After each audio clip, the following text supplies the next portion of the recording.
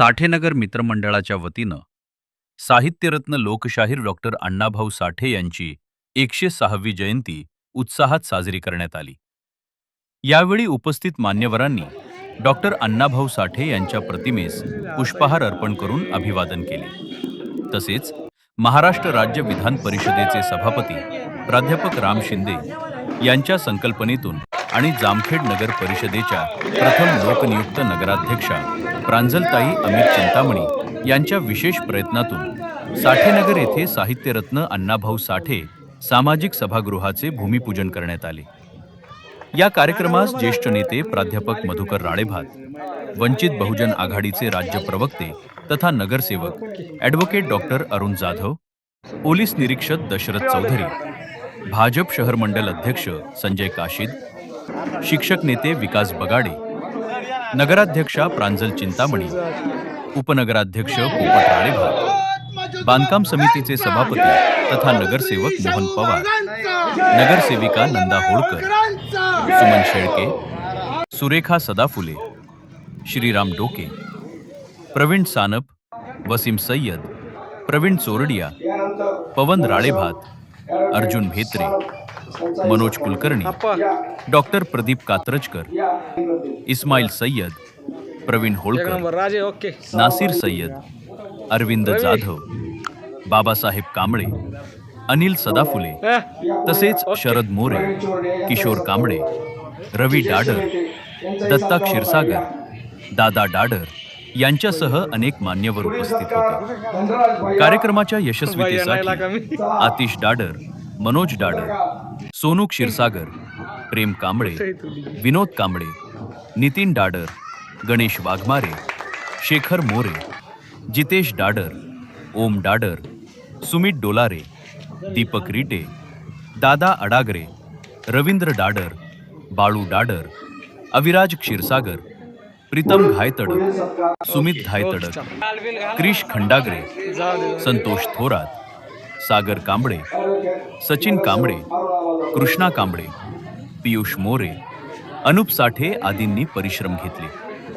कार्यक्रमाचे प्रास्ताविक प्राचार्य तथा नगरसेवक विकी घायतडक यांनी केले, तर आभार प्रदर्शन युवा नेते अनिल कांबळे यांनी मानले।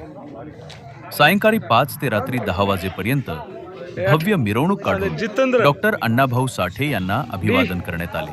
आपल्याला न्याय हक्कासाठी लढावं लागणार आहे।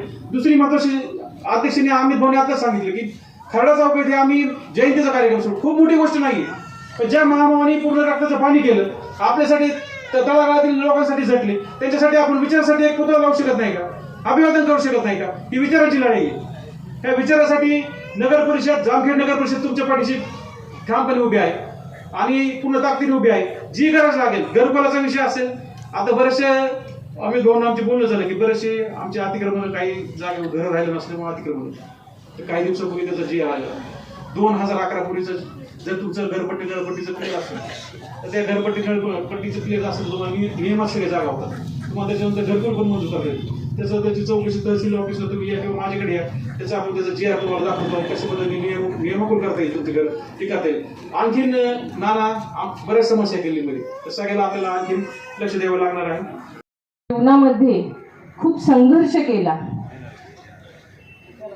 त्यांनी, कादंबरी, कथा, नाटक यांच्या माध्यमातून रयतेच्या, जनतेच्या सर्व व्यथा ह्या समोर मांडल्या। पीडित समाज, वंचित समाज यांच्या सगळ्या ज्या अडचणी आहेत त्या या माध्यमातून समोर मांडल्या आणि या सर्वांचा ते आवाज बनले। अगदी रशियामध्ये जाऊन आपल्या साहित्याचा झेंडा त्यांनी रोवला आणि आता सांगितलं 7 समुद्रा पलीकडे जाऊन आपल्या भारताची संस्कृतीचे दूत साहित्यरत्न लोकशाहीर अण्णाभाऊ साठे बनले। मी जेव्हा समाजात वापरतो त्यावेळेस अण्णाभाऊंचे विचार काय होते। अण्णाभाऊ जन्मले त्यावेळेस 1920 वर्ष होतं आणि त्या काळात इंग्रजांचं राज्य होतं आणि आपल्याला कल्पना नसेल बऱ्याचशा लोकांना, इंग्रजांच्या राज्यात त्यांच्या विरुद्ध किंवा समाज एकत्र करण्यासाठी किती दहशत होती ते कल्पना करू शकत नाही अशी परिस्थिती होती. कोणी सभा घेऊ शकत नव्हतं, कोणी एकत्र येऊ शकत नव्हतं. कारण इंग्रजांना माहिती होतं लोक जर एकत्र आले, भारतीय जर एकत्र आले तर त्यांचं राज्य जाणार. आणि हाच मुद्दा अण्णाभाऊंनी ओळखला. असं नाही तर कोणत्या मार्गाने एकत्र करायचं, तर एक शाहिरीतून, गाण्यातून आणि लेखनातून त्यांनी समाज एकत्र करण्याचा प्रयत्न केला. आणि तेच समाज एकत्र झाल्यामुळेच आपल्याला आज स्वातंत्र्य मिळालेलं आहे. ही अण्णाभाऊची किमया आहे, हे विसरण्याचं नाही. हा विचार 1920 पासून सुरुवात झालेला आहे. मित्रहो, अण्णाभाऊचे या देशावर खूप उपकार आहेत. तुम्हा आम्हाला जगण्याचं स्वातंत्र्य मिळालेलं आहे. आणि अशा माणसाला आपण कायम स्मरणात ठेवावं, त्यांचे विचार तळागाळापर्यंत पोचवावेत एवढीच अपेक्षा व्यक्त करतो. आणि मला वाटतं ही आझादी झुटी आहे, पहिल्यांदा यांनी वाक्य दिलं. का दिलं तर त्यावेळेस माणसाच्या पोटाला अन्न नव्हतं, शिक्षण सगळ्याला मिळत नव्हतं, सामान्य माणूस शिकला जात नव्हता. शिक्षणापासून त्याला धर्माच्या नावाखाली बाजूला काढलं जात होतं. आणि मग स्वातंत्र्य मिळालं म्हणजे काय मिळालं? इंग्रज या देशातून गेले म्हणजे स्वातंत्र्य मिळालं असं नाही. विचाराचं स्वातंत्र्य पाहिजे होतं आणि ते विचाराचं स्वातंत्र्य आम्हाला मिळालं पाहिजे. खरं तर इतिहास आठवताना आपण सगळ्यांनी तो विचार केला पाहिजे. पूर्वीच्यांनी काय केलं असं म्हणत बसण्यापेक्षा त्यांनी जे जे केलं ते चांगलं चांगलं लोकांना सांगितलं. कसं होतं हे लोकांना माहीत झाल्याशिवाय लोकांना पुढचं भविष्य पाहता येत नाही. अण्णाभाऊने तेच मांडलं की त्या काळातल्या प्रत्येक माणसाच्या पोटासाठी मुंबईला जायचा, सगळा महाराष्ट्र मुंबईकडे जायचा. पोट भरण्यासाठी तिथे हमाली करायचा, वेगवेगळी कामं करायचा. पण तो पोट भरायला गेल्यानंतर त्याच्या जीवनाची काय तारांबळ होती ही त्यांनी व्यक्त केल्या. अशा अनेक गोष्टी की ज्या गोष्टीवर प्रकाश टाकल्यानंतर आपल्याला आपल्या भविष्याकडे पाहताना किंवा भूतकाळ पाहिल्यानंतर भविष्याकडे पाहताना काहीतरी विचार करावा लागतो. आणि हा विचार अण्णाभाऊने तुम्हा आम्हा सगळ्यांना दिलाय.